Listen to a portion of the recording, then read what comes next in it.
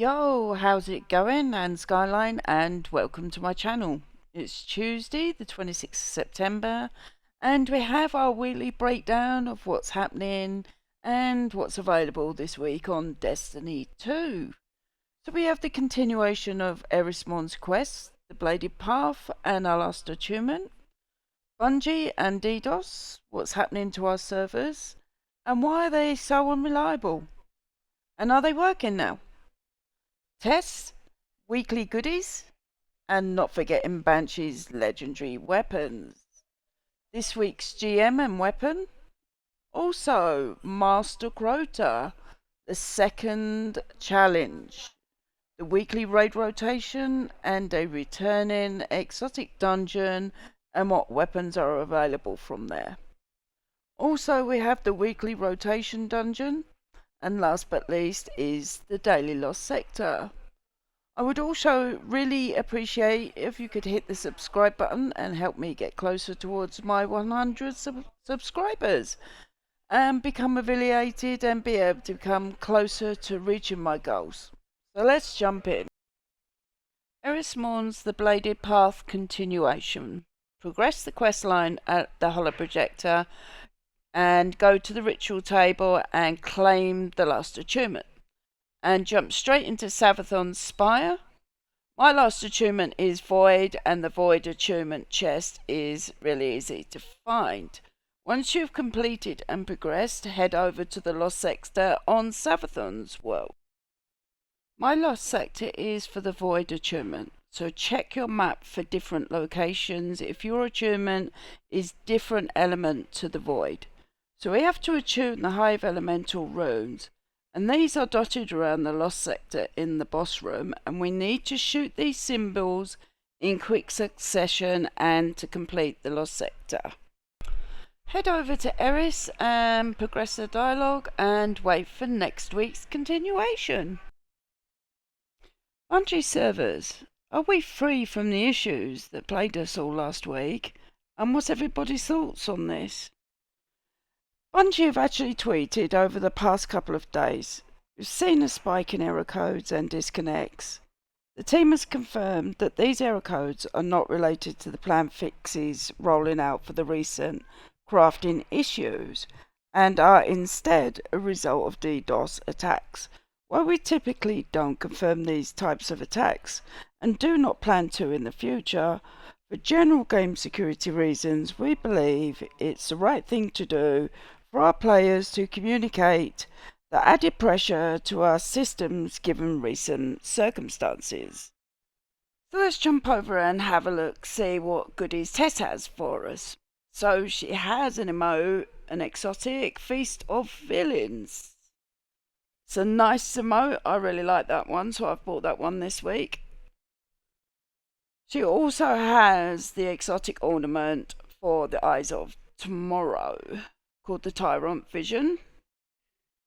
We have a shader called Raven Silk and a shader called Rustberry.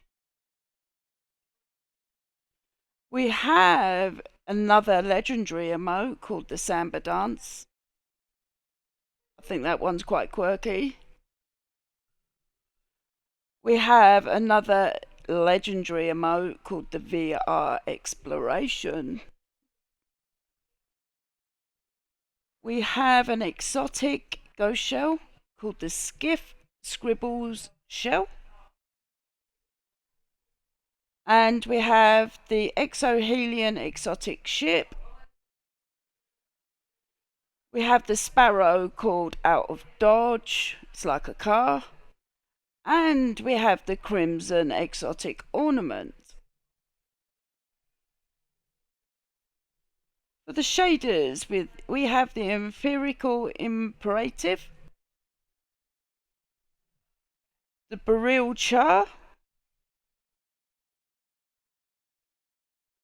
and we have the Grayscale Undergrowth. So let's have a butcher see what Banshee's got for us. He's got a really nice arsenic bite bow in arc with moving target and explosive payload. He has a heavy machine gun with harmony and mulligan. He has a really nice scout rifle, solar, outlaw and explosive payload. I wouldn't sleep on that one. Kinetic Piscato, submachine gun kinetic with demolitionist and fragile focus. And he has the sniper, Widow's Bite, feeding frenzy, and quick draw. We have a Taipan, Void with frenzy and assemble. We have the Typhoon grenade launcher stasis with demolitionist adrenaline junkie. Really nice assault rifle solar emit AR2 with incandescent. We have the Void funnel web with steady hands and elemental capacitor, and Piscato again, perpetual motion with osmosis, and the Lunulata combat stasis bow. This week's GM is Mars Battleground. You have a 25% increased damage with heavy machine guns and extra damage if it is Void or Strand. Solar threat, barrier and unstops. And Void, arc and solar shields. This is not for the faint-hearted. The last boss is Lightblade, and in the boss's room there is towers to the left and right, and you can jump up, and Lightblade will stand there like a dum-dum. This week's weapon is the Pre-Astyanics Solar Compound Bow, with stunning recovery, origin trait, and a new amazing origin trait called Wildcard. It's basically having a Telesto on a bow. So some of the perks that are available is Archer's Tempo, Shoot to Loot, Perpetual Motion, Incandescent, or even Explosive Head. So this bow could be the new meta. So don't sleep on this one, guys. Get farming. The weekly rotation dungeon is Operation Seraph Shield, which is a returning dungeon for the exotic pulse rifle called Division 0. Normal and legend difficulty is available. There is 10 weapons that is farmable this week up until Resit, and there's 4 of them that I use on a regular basis. So the first one is the arc submachine gun called the Achilles, and it rolls with Volt Shot. It's absolutely amazing for trash ads. I also use a heavy machine gun, Void, Retrovit. That is really good, situational, depending on the bosses as well, but it is a really, really good weapon. The other one is the Arc Trace Rifle. That also rolls with Volt Shot. And the other weapon is Fire and Forget, which is a stasis linear rifle. So you've only gotten to Tuesday to farm the armor or the weapons, so I'd hurry up and get that done.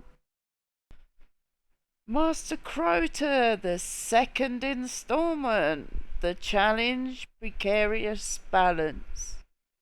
So each member who crosses has to wait for the bridge to start to deconstruct, and you'll do this by obtaining the sword or the relic and get the person standing on the middle plate to get off until the person has crossed. To obtain the adept weapons, you do need to complete the challenge. And good luck. So the raid on rotation this week is King's Fall. If you need to finish any of the crafted weapons, do any of the challenges, or even the master version to get the hallowed weapons, or the elusive Touch of Malice that has been buffed this season, you can farm this raid all this week.